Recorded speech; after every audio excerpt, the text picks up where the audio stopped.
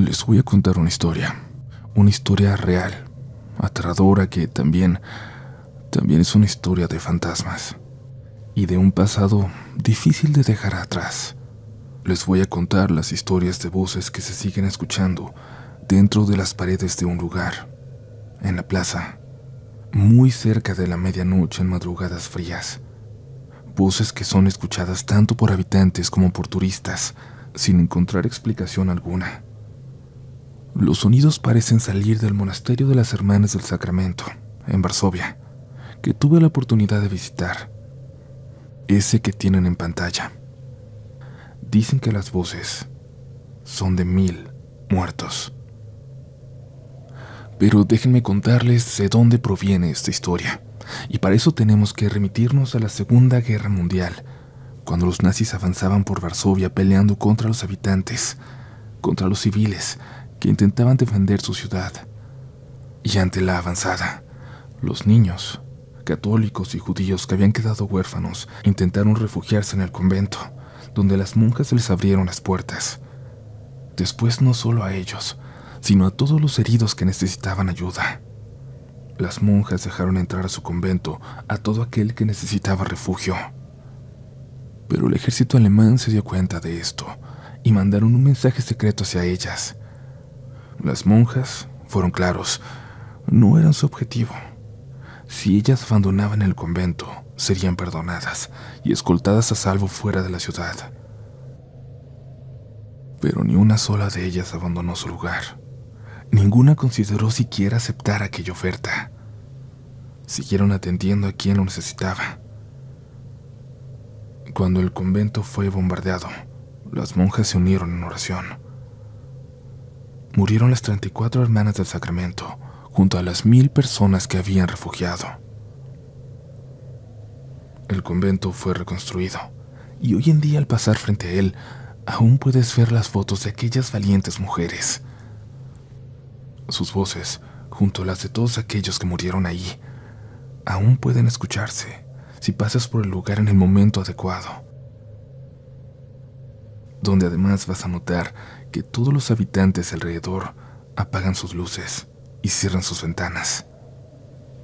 Lo raro, lo más extraño de esta historia, es que lo que se escucha no son voces de lamentos, no son voces de dolor ni gritos lo que quedó marcado ahí. Se escuchan risas de niños, se escuchan cánticos y oraciones. Es un momento de felicidad, aquel que logró quedarse en el lugar.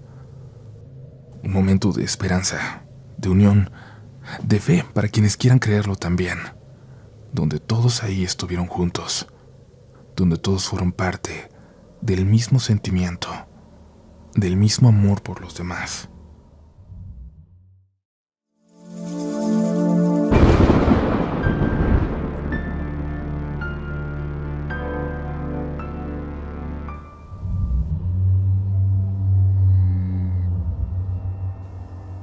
Muy buenas noches, comunidad. Después de unas cuantas semanas en las que tuve que dejar descansar la garganta, no sin antes haber grabado varios episodios para que ustedes no se me quedaran sin contenido, por fin creo que estoy recuperado y listo para seguir compartiéndoles las mejores historias de horror que han llegado o que nos hemos encontrado, como la que acaban de escuchar. Estoy completamente listo para llevarles, creo que las mejores historias de este año, y si no me creen, estén pendientes a los siguientes episodios. Diciembre siempre es un mes con poca audiencia, se queda solamente esa gente que de verdad no puede vivir sin historias de terror, así que ustedes, los que siguen por aquí, serán los más afortunados. Por ahora apaga la luz y déjate llevar, que ya estás entrando en los siguientes relatos de la noche.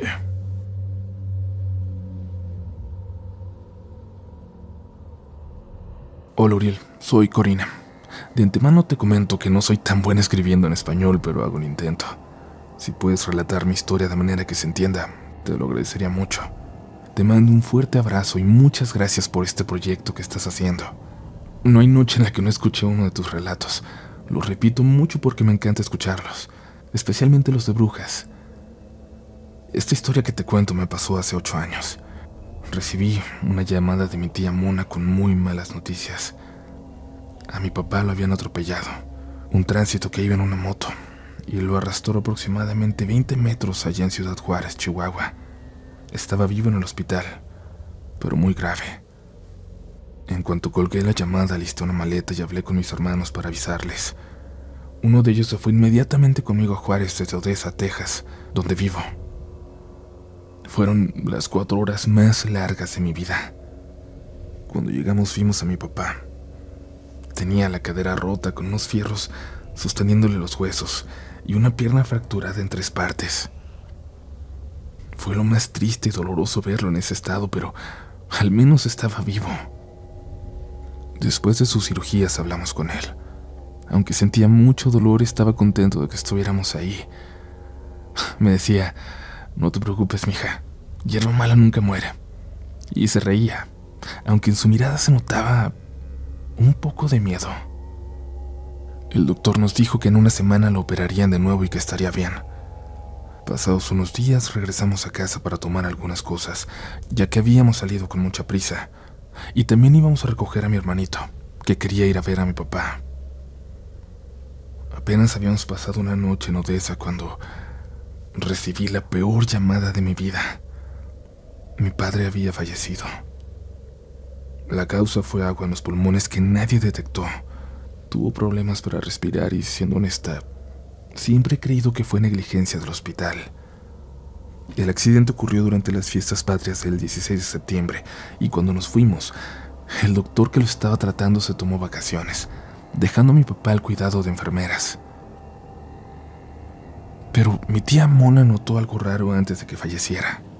Mi papá le dijo que mi mamá y mi tío, que es pastor, habían ido a orar por él. A mi tía se le hizo extraño que mi mamá no avisara que estaba en Juárez. Ya casi no cruzaba para México, además de que ya llevaban mucho tiempo separados, pero no quiso incomodarla preguntándole. Cuando mi tía me llamó para preguntar si mi mamá estaba en Juárez, le dije que no, que estaba conmigo en Texas, justo frente a mí en ese momento. Fue entonces que pensamos que quizá por la falta de oxígeno mi papá alucinó verla. Y eso me hizo sentir peor, saber que murió solo, y que en sus últimos momentos creyó ver al amor de su vida. Me acuerdo muy bien que después de esa llamada me quedé en shock, y luego lloré desconsoladamente abrazada a mi mamá. Y es que apenas había dejado a mi papá bien en el hospital. Con todo el dolor del mundo, llamé a mis hermanos para contarles lo sucedido.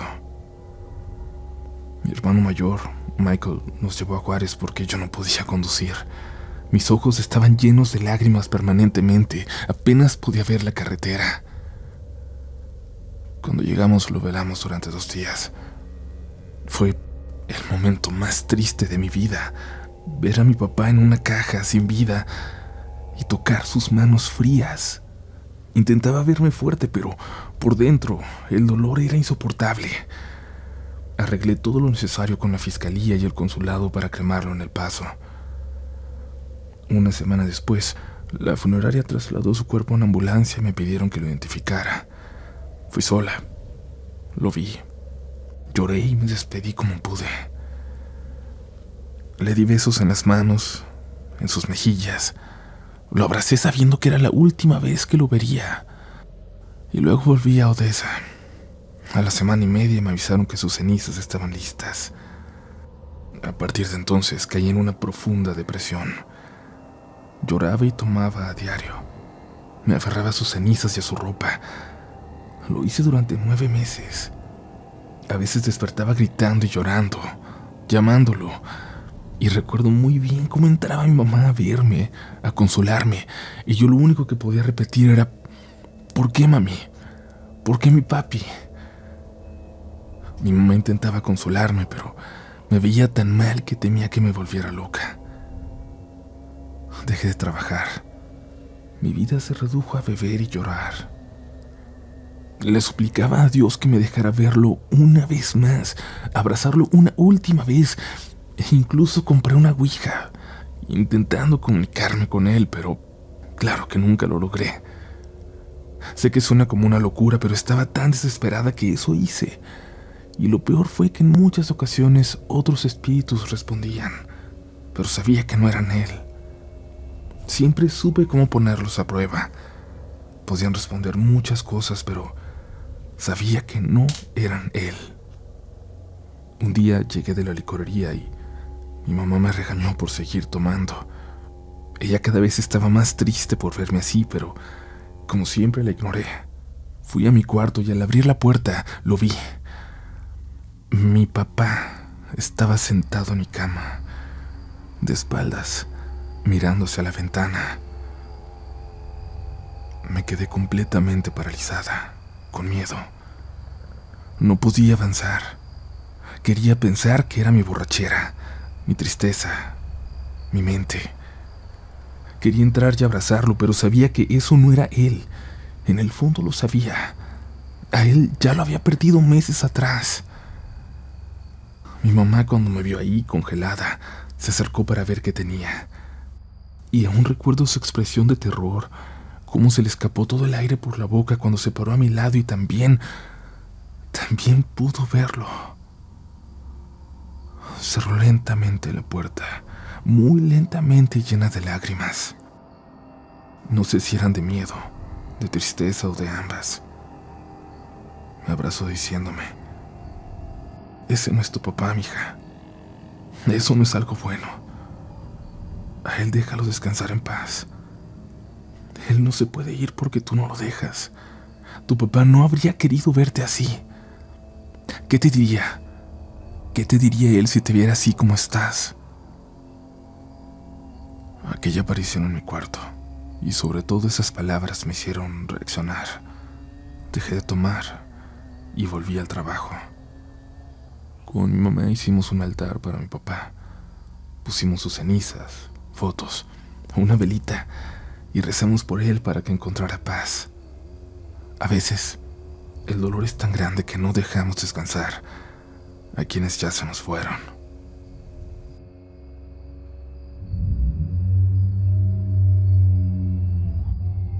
Me gustaría mucho saber, comunidad, qué es lo que piensan de la historia anterior.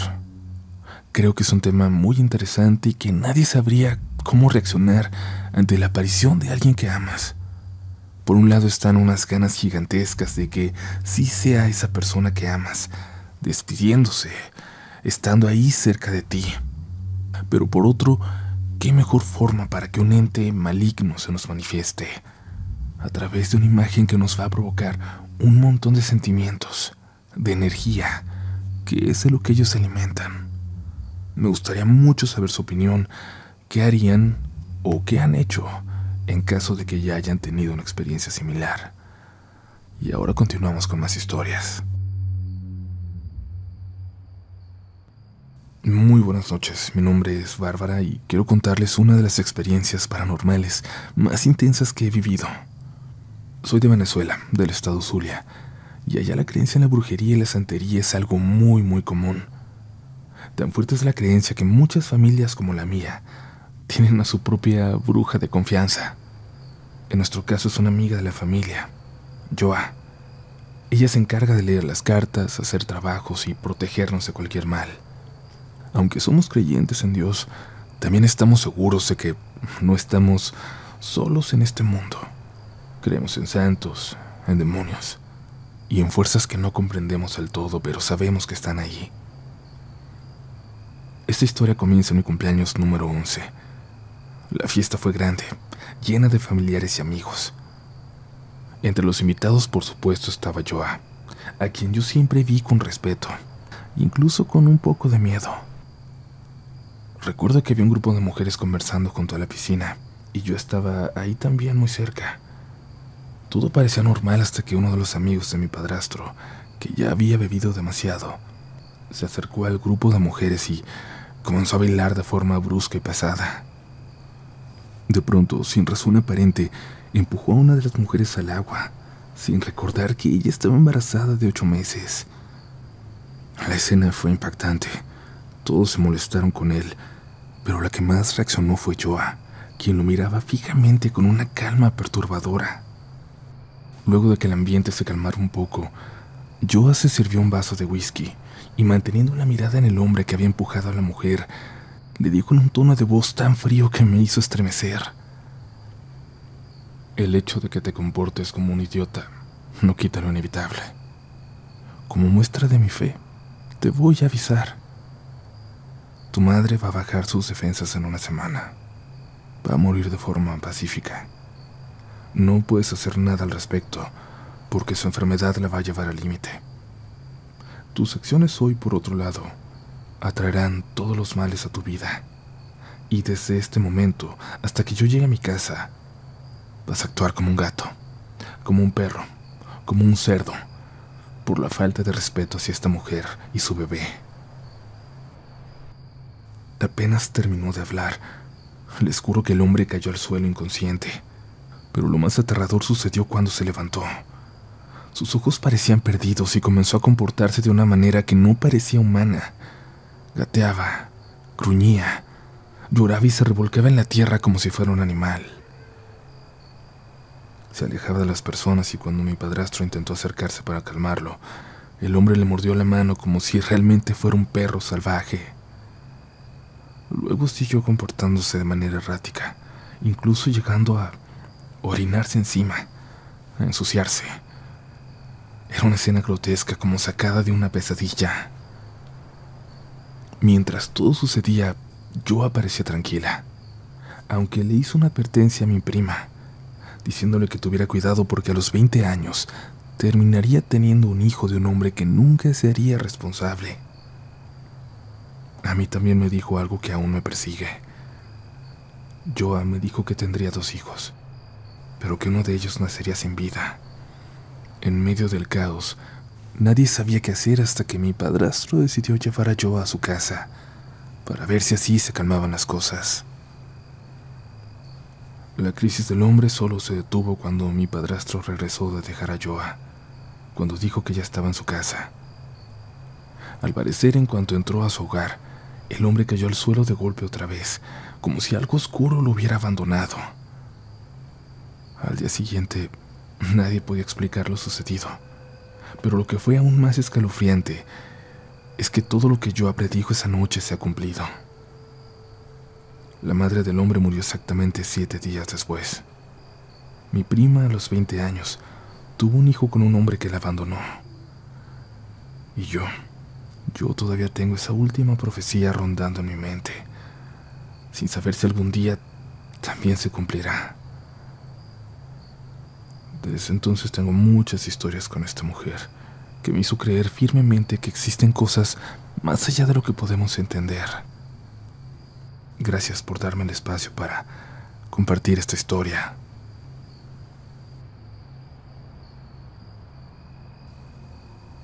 Hola Uriel, mi nombre es Daniel y soy del estado de Nuevo León. Soy un fiel seguidor de este programa. En realidad no me pierdo ningún episodio, sobre todo porque los escucho en mi trabajo. Suelo estar bastante ocupado y tener que moverme mucho, así que me resulta más fácil ponerme los audífonos y escuchar mientras hago mis actividades. Además, con las largas jornadas, a veces necesito algo que me mantenga entretenido para que el tiempo pase más rápido. Pero yendo al grano, quiero contarles algo que me acaba de pasar, específicamente el viernes 18 de octubre.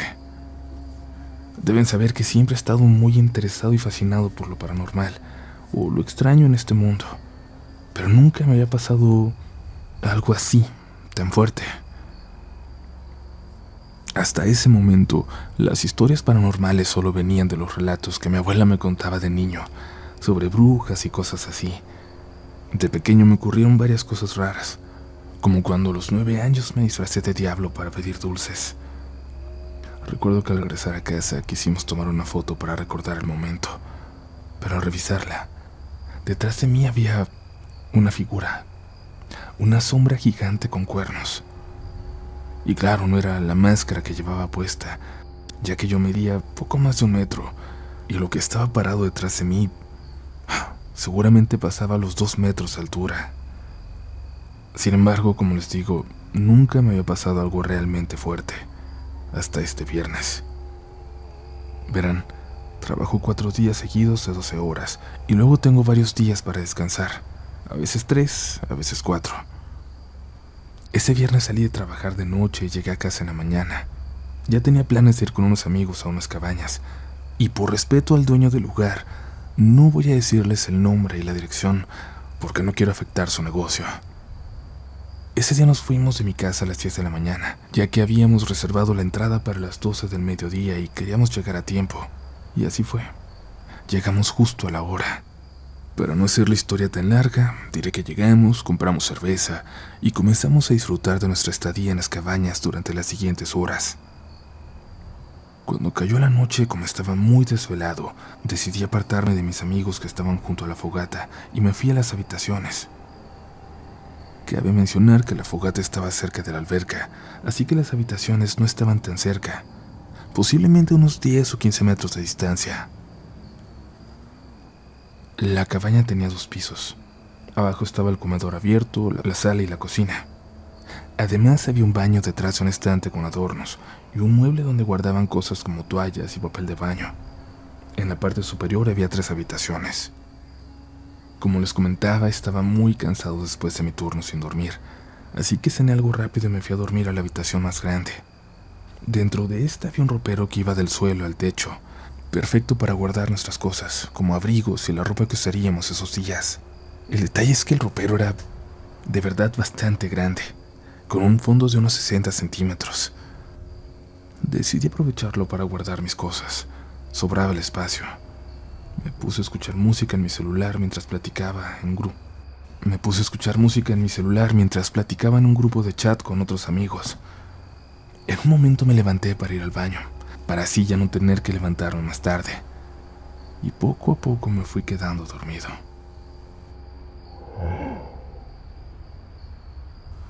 Pero desperté alrededor de las 4 de la madrugada.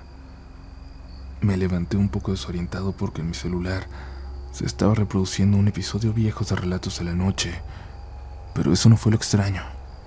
En varias ocasiones, cuando voy camino al trabajo y escucho otros podcasts, al terminar, el algoritmo pone automáticamente Relatos de la Noche porque lo escucho mucho.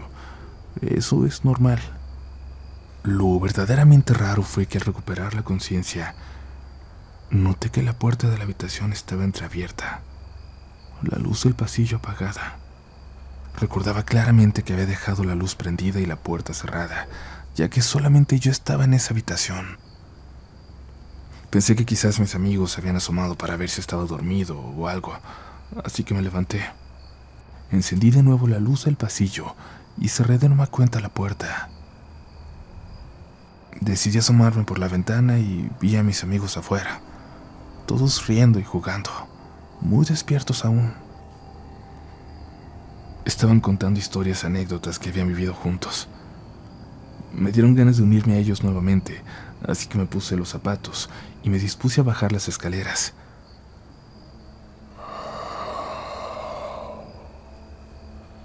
Sin embargo, mientras bajaba, el frío en el ambiente se hizo más intenso. Eso me hizo pensar que afuera estaría todavía más frío. Me regresé por un suéter y por mi teléfono. Al regresar a la habitación, fui recibido por un olor muy fuerte a tierra y algo similar a huevo podrido. Asumí que provenía del baño, ya que la habitación estaba justo encima de él. No le presté mucha atención porque pensaba salir de inmediato y lo resolvería luego. Cerré la puerta y comencé a buscar el suéter en el closet.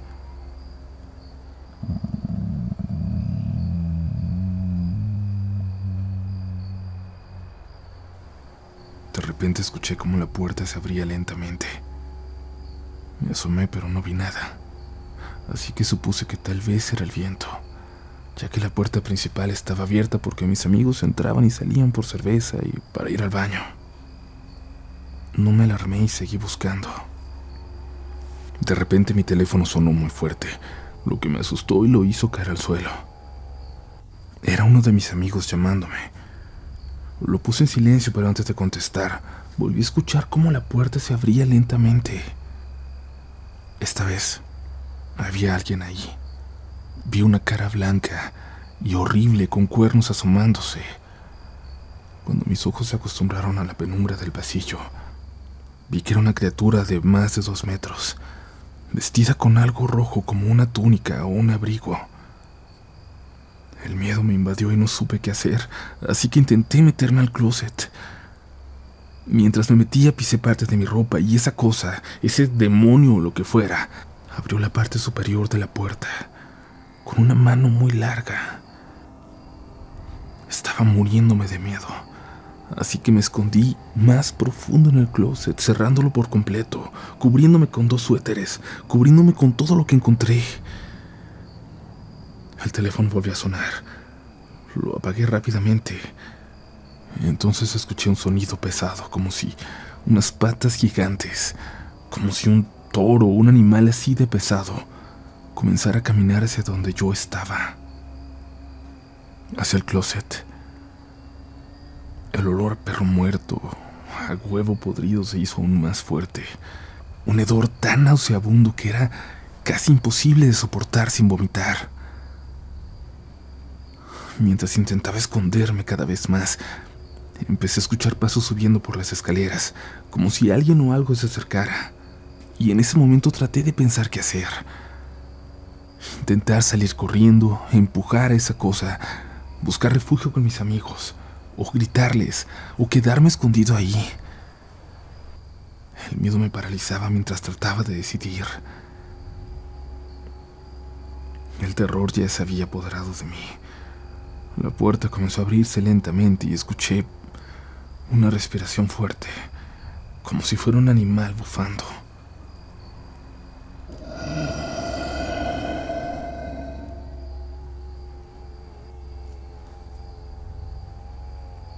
Aunque sé que todo esto suena completamente loco, les juro que eso que escuchaba era como si algo gigantesco estuviera completamente a mi alrededor. Luego escuché cómo esa cosa retrocedía. Lo supe por los pasos pesados que se alejaban. Mientras intentaba calmarme, escuché algo subiendo por las escaleras. De pronto la puerta se abrió de golpe. La luz de la habitación se encendió y uno de mis amigos gritó mi nombre. Salí del ropero aún temblando. Ellos se asustaron un poco, pero rápidamente pensaron que les estaba jugando una broma, que quería asustarlos. Sin decir nada me apresuré a salir de la habitación y bajé al baño.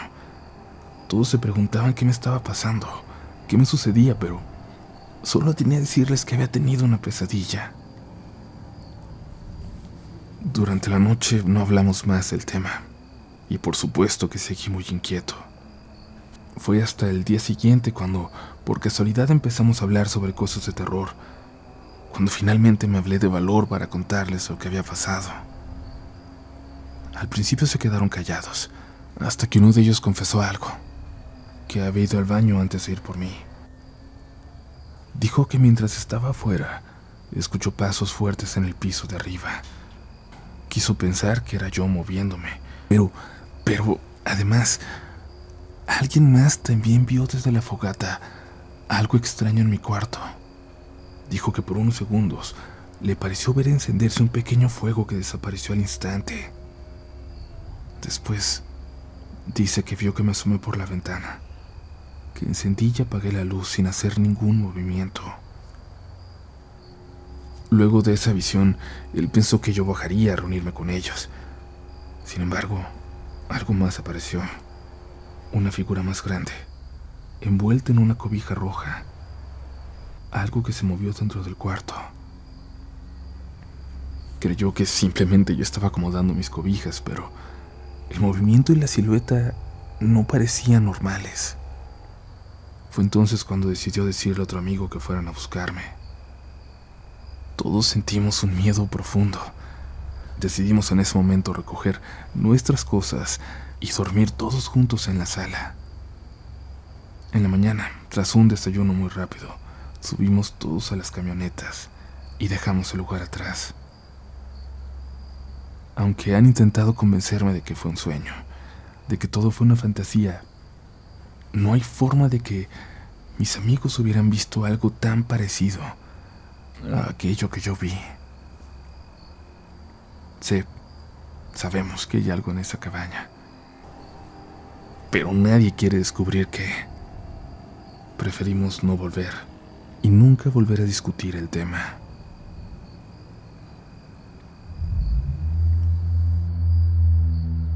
¿Qué les pareció el viaje de esta noche, comunidad? Espero que lo hayan disfrutado y que se queden con mucho que pensar. Les recuerdo también que nos vemos el próximo sábado en la Feria del Libro de Guadalajara y que les voy a dejar un enlace para quien aún no lo haya comprado. Yo creo que sería un excelente regalo en intercambios navideños, un excelente regalo para esta Navidad. Gracias por hacerlo uno de los libros de terror más vendidos de este año en México y estamos trabajando para que pronto pueda llegar a otros países. Mi nombre es Uriel Reyes. Ten felices pesadillas. Esto fue Relatos de la Noche.